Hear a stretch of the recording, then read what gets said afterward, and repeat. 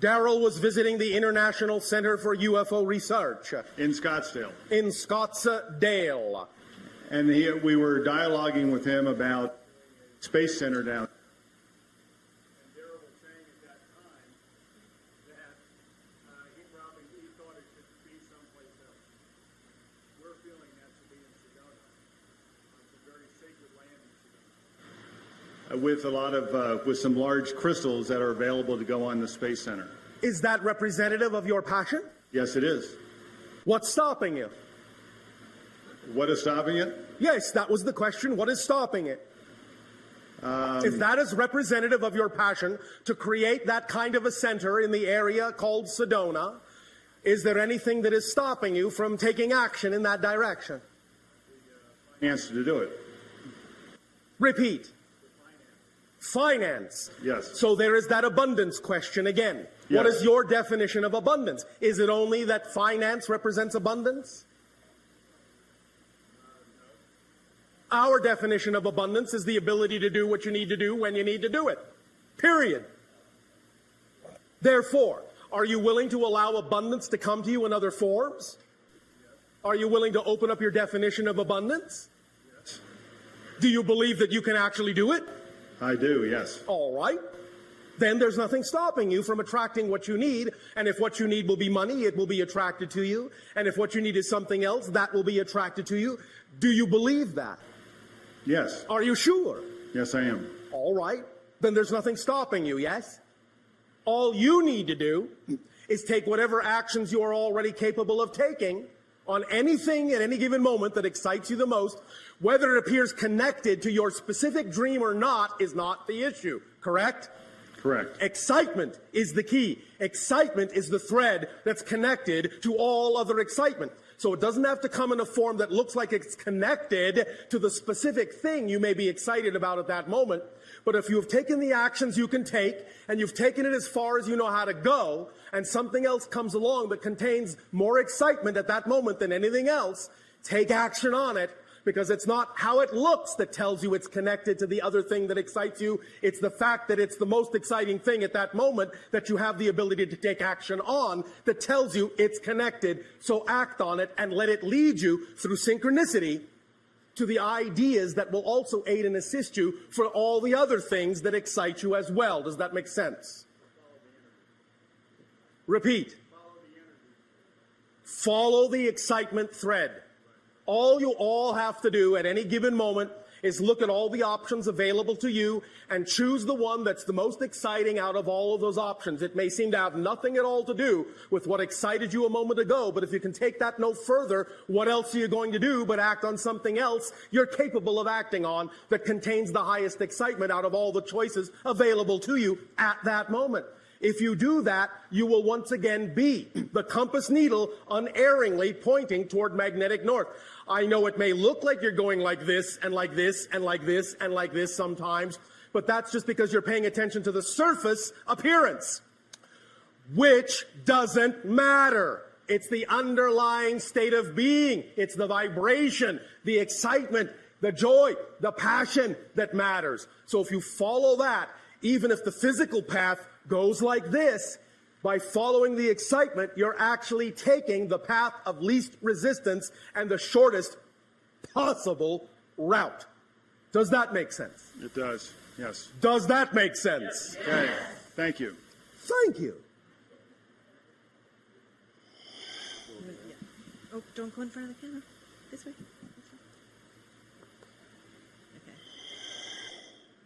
Okay. Good day, Bashar. How's it going? And to you, good day. It is going very well, thank you. How is it going with you? It's going great. Oh, all right. Yeah. I just really want to know what your thoughts are on binaural beats and technology, involved with audio for meditation. Yes, sir. And what are your thoughts on that for the future? Our understanding is always what is created between the two. The idea of the third reality created between two other things that you may be perceiving on one level.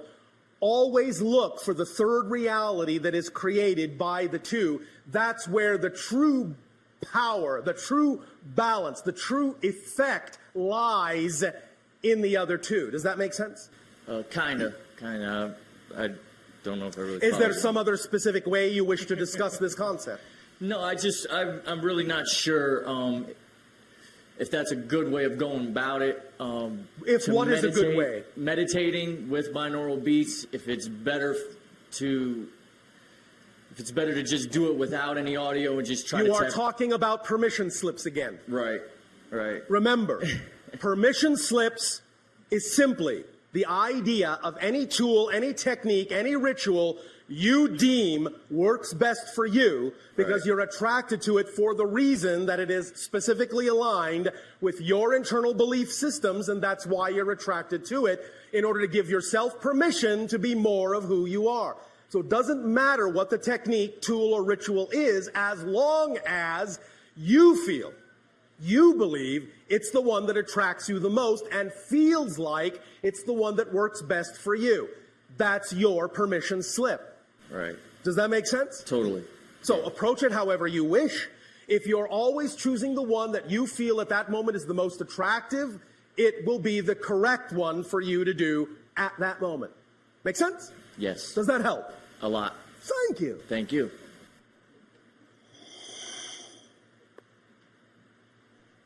Hi, Bashar. And to you, good day. We have a question here from Amira and Michael, Oh, all right. and it has to do with your ship being over Sedona. Yes. Well, one thing we were wondering is, what is the significance of you being positioned over Sedona in particular? You all already know that it is a very strong gateway and energy vortex that taps into a multitude of dimensions. Yes? Yes. Therefore, it is, in that sense, like we have just described in the brain, a neutral zone that allows us better handling, a better facilitation of the energy of a multitude of dimensions in one spot. Make sense?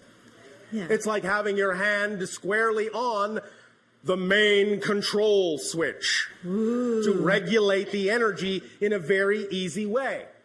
Whereas if we were off center from that, we would have to contend with a multitude of frequencies, a multitude of vibrations that were not correlated, that were not harmonized. But by dealing with the vortex, the center itself, then they are all within that neutral zone at the very center, all harmonized and easy to process, easy to transform from one to another, easy to redefine. Make sense? Yeah. Easy to recalibrate. So basically, you take the energy and you convert it with your ship, or how do The you? ship is like, in a sense, a lens, a prism that is the representation of the combination of the blending of my own physical mind and my higher mind, and the connection we have with my entire society and many other beings, and we run it through that frequency domain, in a sense, like a filter, like a filtration system, and then process it back out in a way that is more compatible and more conducive to allow transformation to be easier for all of you. I see. Thank you. So, if I could just go on a little bit more about this. All right, just a little bit more. Okay. So when the decision was made to move from Cairo to here, Yes. what precipitated that? What brought that about? Shifts in the collective consciousness. So were you surprised? I mean, did somebody give you orders to do it, or was it? Well, in a sense, but that simply happens automatically within our telepathic link. It's not like there is a sergeant major that comes along and says, "Soldier, move here. Here are your marching orders." It simply happens within a collective recognition and an understanding of how we simply automatically and intuitively need to rebalance and reposition ourselves to match the new frequency. It's more of a dance I see. And than like, something quite so military. so are there others positioned around the planet of the Sasani society? Because I know at one point there was. You talked to us about where There are others were. others of my society positioned around your planet. There are many from many different societies positioned at different points around your planet, forming, in a sense, a grid. Okay, and I bet one day you'll tell us where they are, huh? I bet one day I will. Thank you, Bashar. You're welcome. Hello, Bashar. And to you, good day. You always answer all my concerns in your monologue, and I get to the point where I'm speechless. Well, thank you for your synchronicity. You know, remember that in our natural state, on our natural planet, because we're all telepathic, we are all naturally speechless. Many of you don't stop to realize that because we're all telepathic, our planet is very quiet. Lovely. Yes, we think so. Yes. And since I last sat here with you, Yes. physically, myself, Yes. my husband's and my world has kind of tumbled down and crumbled. Oh, all congratulations. all New except- beginnings require Yes. old endings. Yes, exactly. And I want to thank you personally, you and Nexus, for being here close by. We are happy to serve, Nexus and I. Thank you so much. Now, it's interesting, too, you use that military analogy, because in one of my visitations with one of my hybrid children, Yes. I called him Captain General. Oh, all right. And do you know this individual? I We would do. assume you do. And can you shed more light on this for me? Click. So is it you? No. And who is it then?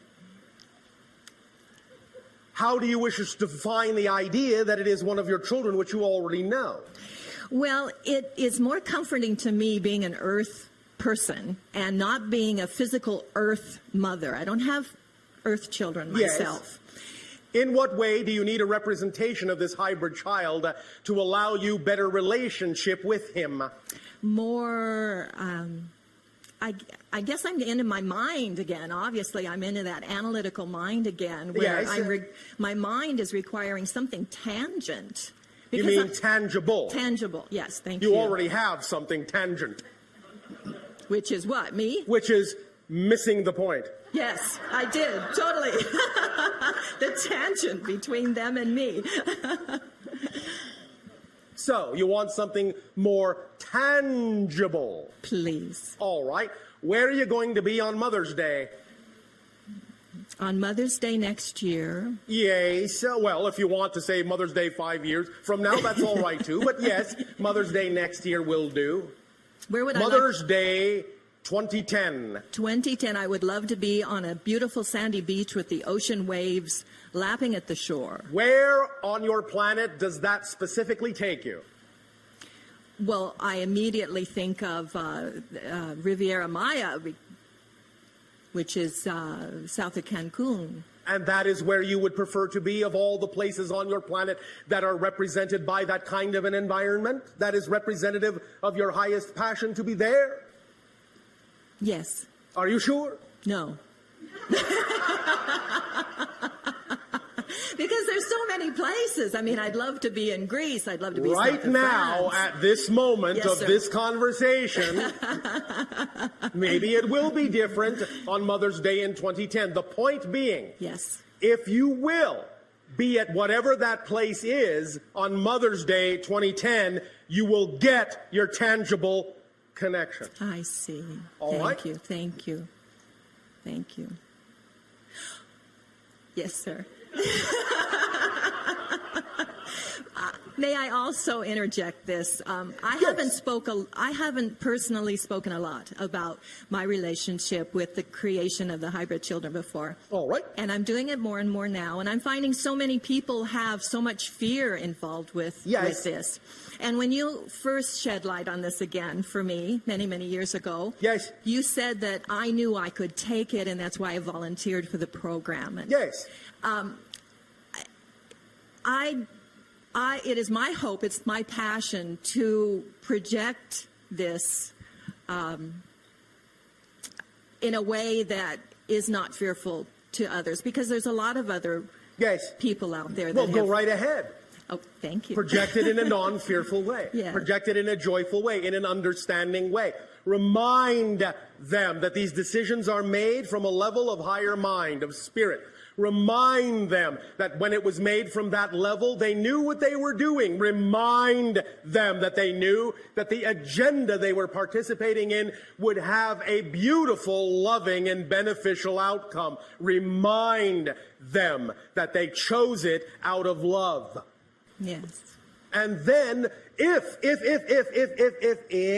they are willing to go into that vibration, they can then perceive that that is the case, because what? Remember what? You cannot perceive what you are not the vibration of. So if they wish to perceive the idea of the positive side of the agenda instead of the fearful idea or the fearful definition, they must first come from a positive vibration, or they will be unable to perceive that side of it. Do you understand? I do. Does that help you? It does. It does. Oh, all right. And I just want to send my love to you and all of the children. And Already received and already returned. great. Thank you. Thank you so much. Bashar, Yes, one sir. of our listeners wanted to know how people were chosen to be part of the hybridization program. Certain traits in genetic family lines. So can you share any of that with us, like specifically what they Yes. were looking for? The idea would be that those genetic traits that existed in certain family lines that would enhance, that would naturally, evolutionarily enhance health, telepathy, mental cognition, those kinds of things. You understand? Yes. So that's why it has people from all different levels of life Yes. involved in the program. Yes. Very interesting. Thank you. Yes. Hello, Bashar. And you, good day. Hello.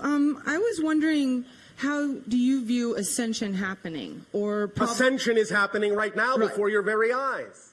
Remember, your vibrations, those that are allowing themselves to become more of themselves every day, are ascending. It doesn't necessarily mean it will happen in the blink of an eye. Ascension doesn't necessarily mean one day to the next, one moment to the next, although in a sense it does, and I will explain that in a moment. But you are all ascending if you are becoming more holistic on a regular basis. If you are, in that sense, pursuing and allowing yourself to become more aware of your true spiritual nature and blending, integrating, harmonizing those aspects of yourself within your total being. You are ascending. It's simply raising your frequency. Remember, you are much more ascended today than your species was hundreds of years ago. And if there was a being that you were able to bring from the past, from 300 years ago, into your present, someone who used to live 300 years ago, and brought them into your present day, when they saw you, you would look like you were glowing with light to their eyes because your frequency is so much higher than theirs. It's just that you're all used to it, so you don't see it. It's a natural frequency for you now, so you don't know how much more ascended you are now than you used to be energetically. You will continue to raise that vibration. When you get to a certain level of ascension, a certain frequency level, you will be able to perceive more refined energies as well and begin to see things more as energy as well. Now, the idea of your 2012 date is a demarcation date, but that doesn't mean that the day before you're all not ascended and the day after you all are. The idea is that it is a tipping of the scales. The 2012 date, December 21st, 2012 date, is a recognition that before that date, the majority of the energy on your planet was negative. After that date, the majority, by a little bit, will be positive for the first time in millennia. Then it can start to accelerate and snowball faster and faster and faster and faster. And all of that is part of the process of ascension. Does that make sense? Yes, thank you. Does that answer your question? Yes. Thank you for rising to the occasion.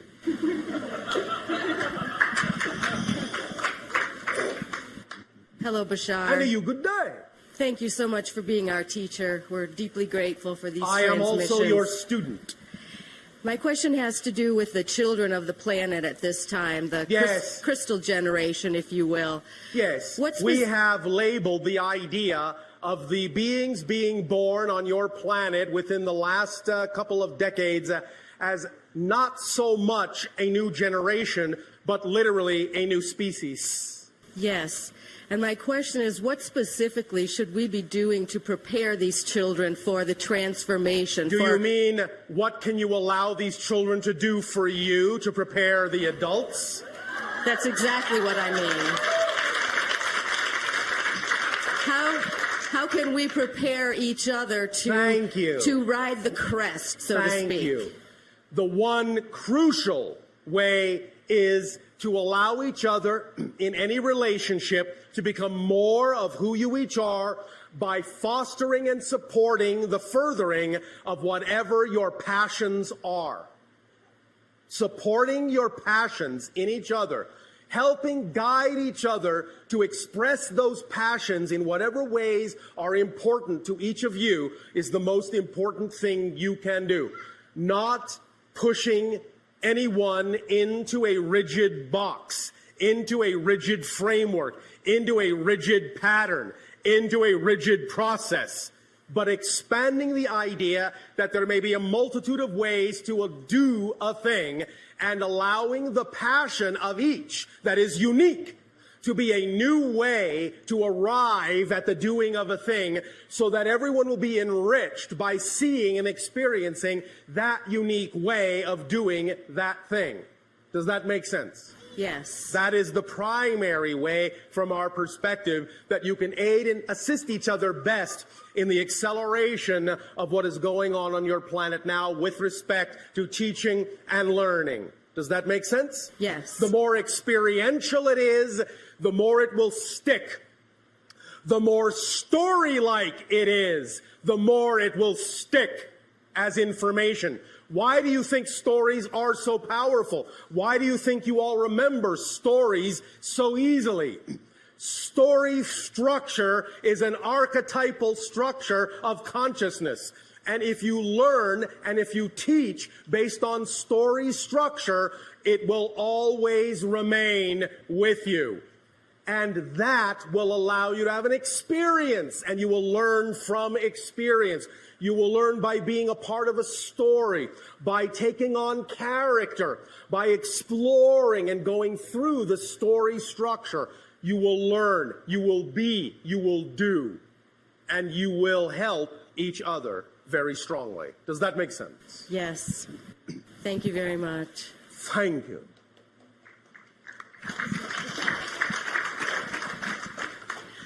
Bashar, along those lines, another question came in about the idea of, could you share with us maybe a story from your society about a child and how you taught that child in your society? Thank you. We will. Because of the nature of what we do in terms of interacting with societies such as yours, to begin the process of contact between our respective societies, most of the children that I interact with are those that are also interested in doing similar things. So we will talk about one of them. Okay. One moment. We will, for the convenience of you humans, refer to this child as Joe. Safine. Joe Safine. Joe Safine, in your terms, is 11. Joe Safine is practicing the balance of the male and female energies within her being at this time to aid and assist those societies who are experiencing specifically the idea of the blending of the male and female components in their society and exploring polarity in that way. So, to better allow Joe Safine to gain understanding and experience with this blending and balancing of these polarity energies in this specific way, Josephine chose to incarnate as a male and a female being that is literally connected in one energy bubble, one energy aura. They are never more than a few feet apart, ever. Joe and Safine. They work together, they think together, they are, in a sense, one soul in two bodies, sharing an aura, sharing a bubble, sharing an energy field. One day, Joe and Safine, walking through the grasslands of Eththani, our home world, came upon two animals. These animal consciousnesses are similar to your feline, but not exactly. These two animals also had done the same thing, had chosen to be male and female within one energy field. And as Joe and Safine are walking toward them, and the two feline-esque animals are approaching in the field of grass to each other, they meet. And as they meet, their energy field wraps around all four.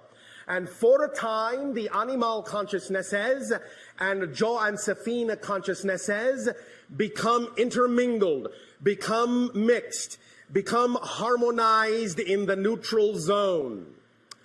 From that moment, then they split, and now the two animal consciousnesses, wherever they travel, Joe and Safine can see through their eyes, and Joe and Safine can give the animals an understanding of what it is like to interact with other kinds of beings on other planes and other levels of existence. They are then, in a sense, their familiar. They are, in a sense, then their totem. They are, in a sense, then their helpmate. They are, in a sense, then their co-guides on Eththani forever and ever in the life as it shall be unfolded unto them. That is the story right now of Joe and Safine. There will be more later. Oh, great. That was just lovely. One Thank moment. Joe and Safine say, hi, hi. Oh, all right. They also say, hi, hi. Well, we say hi, hi to them, too. All right. What about saying hi, hi as well? Hi, hi. Hi, hi. Thank you, Bashar. Thank you That was lovely. for allowing us to share a portion of our experience of life. Yes, we're looking forward to more. Hi, Bashar. And to you, good day. I just want to thank Speak you. up and be bold so that all may hear what you have to share. Sorry. I just want to thank you for acting as a reflection for me. We thank you for allowing us to do so. I have a question about instant manifestation. Instant manifestation, yes. I know that everything instantly manifested and all through the time delay. Yes. Time delay, remember, time delay is just an illusion. Right. There actually is no such thing as a time delay. Okay. There is always instant manifestation, every moment. It's just that what you instantly manifest in the next moment may not appear to look very different than what you were manifesting the moment before. But it is completely different. The way you would then recognize that you're always instantly manifesting is to create the next instant manifestation to look very different from the one before it. That's how you'll tell you're instantly manifesting. That's how instant manifestation would be revealed But you're already instantly manifesting, but most of you are doing it in such a way that you're creating a sense of flow and continuity in such a slow change appearance that it appears as if there's a time delay when no such thing exists. Does that make sense? Yeah. All right. So where do you wish to go with this idea from here? I want to... Speak up. Sorry. I wanted to create a device or a thing that allows instant manifestation. But you are the device or thing that creates instant manifestation. I know that, but... You want to create a reflection, a simulacrum Yeah. of that. It would be an equivalent of the controls of the holodeck. You may do that if you wish. What is the first thing your imagination tells you as what would be the best way to approach creating such a simulacrum? It tells me to start getting rid of my belief systems. No, not getting rid of them, transforming them. Bypassing them, yeah. From what to what? Can you pick a specific belief you have now that is not allowing you to do this and tell us what you would like to transform it into that would allow you to do it? It would be the simple belief that, we walk around the world and, we interact and we touch a wall and it's there, that kind of belief, whatever that is. All right. And what kind of a belief can you actually replace it with that would allow you more flexibility and malleability in the illusion of space-time? Well, I was thinking about beliefs as maybe like a virus. Could I program a belief to be a virus and take out the beliefs in the way? All right. You can do that. Okay. The zone, neutral zone that you were talking about, Yes. I assume that's a method to get that done? It is one permission slip that takes advantage of certain strong underlying archetypal common energies for you all. So yes, it might work for you as well. If you wish to apply any specific twist to it in your imagination, feel free to do so because your imagination knows what it's doing when it does that. Do you have a practical method you could suggest to me? Was that not a practical method? Yeah, it was. Maybe So what other practical method are you referring to? more in alignment with my excitement. Allow yourself to sit in an empty room, and besides the room, have one other object of your choosing in that room. I would suggest that the object be of a homogeneous material. You understand? Not many mixed materials. Okay. One homogeneous thing. As you sit in the absolutely empty room with that homogeneous thing, allow yourself to view it in relatively low light, whatever color seems peaceful to you. Have the light behind you so you can't see it, but have it be bright enough just to see the thing. And as you look at that thing, remember what we said about the prime radiant, do you? No. All right. Sorry. Imagine this first. What your scientists call a subatomic particle. This is just a euphemism, but it will do for this exercise, all right? A subatomic particle. Can you imagine that? Sort of. Sort of. All right. Doesn't matter. It's not a precise thing because, as I said, it's only a euphemism. It's only a symbol. Whichever way you choose to depict it will work. All right? Okay. All right. So, do you have the picture of that subatomic particle? Yeah. All right. Now, imagine that this subatomic particle has no restrictions, no limitations.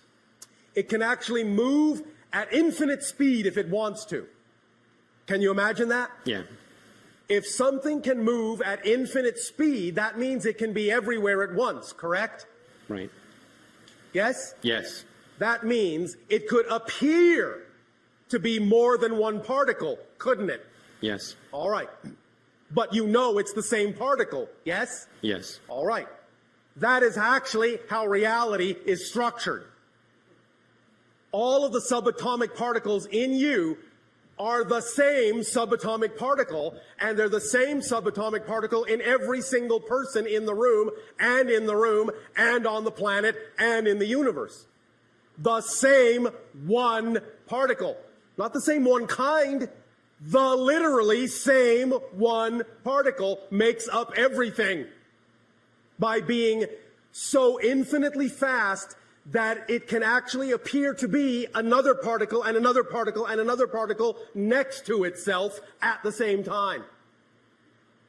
So the trillions upon trillions upon trillions, apparently, of particles are actually the same particle appearing next to itself over and over and over and over again in a geometric relationship not unlike what you are seeing in the holotope diagram. Traces that path on a multitude of dimensions beyond what's represented here, but nevertheless, that's a good slice or shadow of the idea of a higher dimensional form that represents the geometric path that particle is tracing at infinite speed. And every time it crosses itself, every time it crosses its path, it creates the idea of another particle. Now, having said that, the idea is that when you sit in that empty room, aside from that one other object, if you can begin to imagine the particle going back and forth between you and that object, creating all of the particles in your body and all of the particles in that object, and begin to really start to understand and truly comprehend, truly viscerally begin to feel that it actually is the same particle, that you are that object, that object is you. As soon as there becomes no difference between you and that object, you will achieve the state you are looking for, because you will become equal to any other thing you call an object, and there will be no concept of blockage between you. You can become, you can pass through, up, down, it doesn't matter. You can, in that sense, become immaterial to each other because you recognize you are one and the same thing at that moment, and you can trade places in any way, shape, or form you wish. How's that as an exercise? That could work. Yes, it could. So play with that and see what happens, all right? Yeah, I was wondering, is it possible to, instead of do it that way, is it possible to contact a higher consciousness? Yes, of course.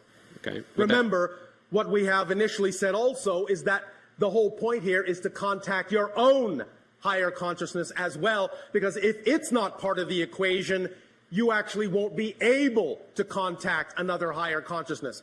We wish to tell you all a little secret that we have recently begun to reveal to many of you.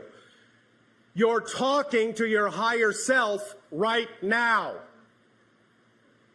but you are allowing us to color it for you with our consciousness to allow you to give yourselves permission to talk to your higher consciousness.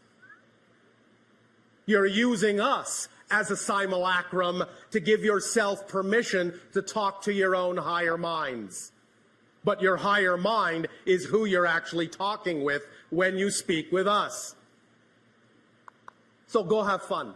Your higher mind will be with you. All right? Thank you. Thank you.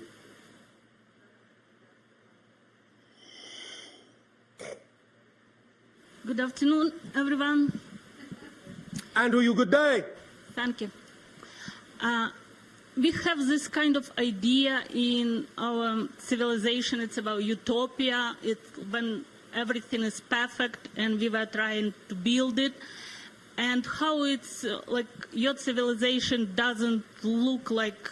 Our civilization operates on what you would call perfect synchronicity. Everyone is where they need to be, when they need to be there, interacting with perfectly who they need to interact with at exactly the right place and the right time. No one tries to do anything. Everything just happens automatically, like an automatic choreography. We are all in perfect harmony, all in perfect joy, because the only thing that excites us is to do what excites us. And everything that excites us harmonizes perfectly with everything that excites everyone else, and we all come together to do things, and we all split apart to do our own things exactly when we need to. So how we come up with these ideas, it's not kind of, it doesn't remind anything like you was talking about this neutral zone and your Yes, civilization. as each and every one of you learn to validate the individuals that you are, you will start to recognize that unity, complete harmony, is the product of absolute validation of all the individuals within the union. So by each individual becoming more their full self, by acting on their passion, by going into this neutral zone, becoming a fully balanced being, then each individual will begin to work in perfect harmony with every other individual who also does the same. And the more individuals that do that and create that state of being will then create a harmonious world. But you must understand another secret about the idea of changing your world. You actually don't change the world. You just change yourself and shift yourself to a parallel earth that is already representative of the vibration you have changed to. The old earth is still there. It's just that you're not focused on it anymore. Does that make sense to you? Yes. Does Yes. that help you? Yes. Thank Thank you. you. And small question, like I don't remember any experience like people describing about a lot of with abduction and everything else. Yes. Does it mean that I don't have any relatives in other civilization? It does not mean that. It just may mean that they didn't happen that way.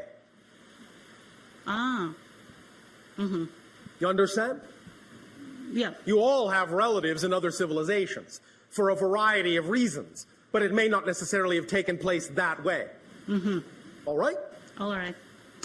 And another question, like in the childhood, I always had this, I don't know, memory or idea that like I was brought here for this kind of strange program. All right, well, maybe you do have relatives that way. Yeah, it's kind of, I thought maybe it's how you, yeah. If there is any need for you to remember many of these experiences and interactions, then as your life unfolds by following your passion, you will automatically remember. Remember, you will never miss an appointment that you need to keep. The only way to miss an appointment that you have arranged is by worrying that you will miss the appointment. That's the only way to miss the appointment. Otherwise, if you don't worry that you'll miss the appointment, you cannot miss the appointment. So you will remember everything you need to remember. You will keep every appointment you need to keep by just following your passion. It's an automatically organizing principle. So if there's anything about this you need to remember, it will come to you in whatever way serves you best. All right? Thank you. Thank you. Pleasant dreams. Thank you.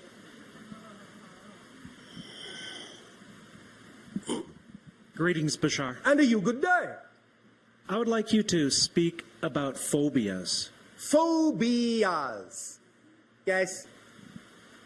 Specifically, why does it take the energy away from you to give you a fear about something that you shouldn't be afraid of?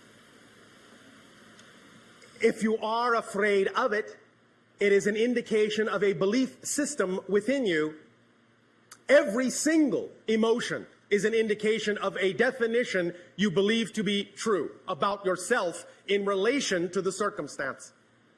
So phobias are strong symbols of a definition that is out of alignment with your true self, and it is a sparkling opportunity when you feel the fear to use the fear as an indicator and a guide to find out what that definitional belief is, so that in identifying it, you can transform it.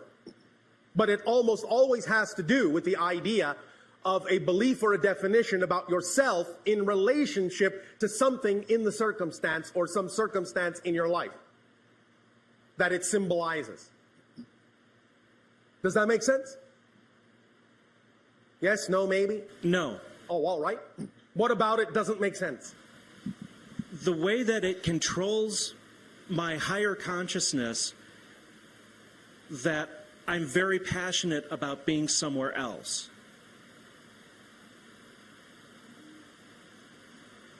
You mean you are afraid to be where you are? Yes. So much that you wish you were somewhere else. That's not being passionate. That's being anxious. Okay. So the idea, again, is that any time a fear comes up, be it the idea of what you might call a quote-unquote normal fear or something on the level of a phobia, it is an indication, and I'll go further this time, it is an indication of a belief or a definition about yourself in relation to some circumstance in your life. That's what a general fear is, an indication of some negative belief about yourself in relation to some circumstance in your life.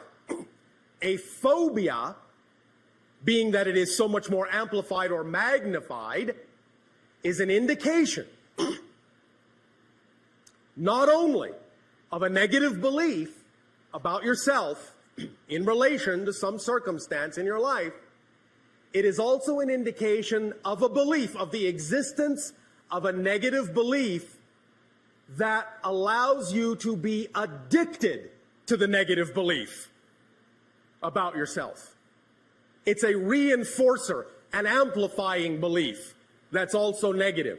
That's why it's a phobia. That's why it is so highly amplified. Does that make sense? Yes. So, nevertheless, still an opportunity to ask the ultimate question in any and all of such circumstances when they crop up. The question being, what would I have to believe is true about myself in relation to some circumstance in my life for me to feel this way about this thing? What does this symbolize to me in my life? When you start asking those kinds of questions in a meditative, quiet state, once you have neutralized the idea, you will start getting answers about what belief system the phobia represents. So the first step is when you feel the fear, all right, be somewhere else, back away, neutralize it, don't put meaning into it, remove the negative meaning. It's just a situation. It's a neutral prop. It's nothing. It means nothing at all.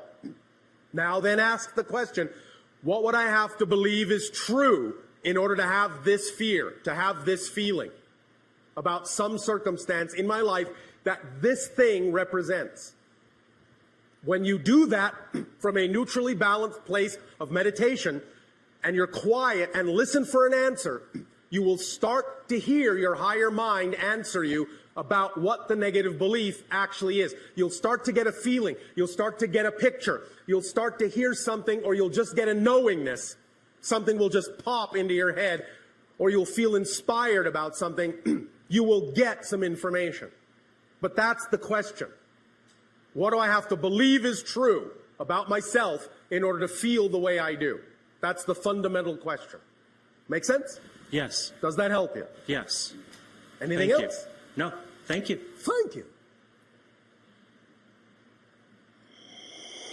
Thank you. I'd also like to talk to the teleconference attendees for just a moment and let them know that if we do have a dropout of our signal, to stay online because we will reconnect you. So thank you all for joining us. Would you like to ask a question? Okay, go ahead and sit here. Hi, Bashar. Good day. It's wonderful to be with you again still. It is always a joy for us to interact with each and every one of you. Thanks. I was hoping that you could answer to identify for us what the chemtrails are that have been happening around the planet and whether this... We will not talk about chemtrails. Okay. That data is no longer available from this terminal. Okay. Otherwise, can you tell us anything of the the man-made genetically manipulated virus, the H1N1 swine flu that apparently is man-made? That data is no longer available from this terminal. And then otherwise... Are you noticing a pattern? Yes. And, well, third one, and I hope it's not the same response, but the question of the apparently impending compulsory vaccination that is planned for everyone to have. That data is no longer available through this terminal. Okay. Do you know why? No. These are all negatively oriented, fear-inducing based belief systems. Okay. In this particular time now of our interactions with all of you, we simply cannot expend frequencies and energies in those domains.